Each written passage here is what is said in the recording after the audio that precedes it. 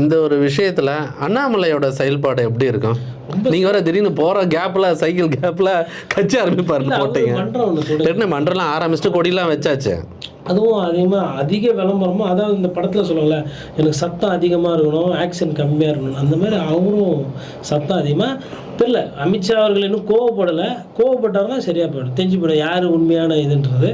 அவர் வந்துங்க இப்போது என்ன சிக்கல்னா, அண்ணாமலை அவர்களை பொறுத்தவரைலாம் அவர் என்ன நினைக்கிறாரு, என்ன பண்ண போகிறாரு தெரியல. தனி கட்சியா இல்லை நிற்பாரா நிற்க மாட்டாரோ, அவர் ஒரு புரியாத புதராக இருக்கார்.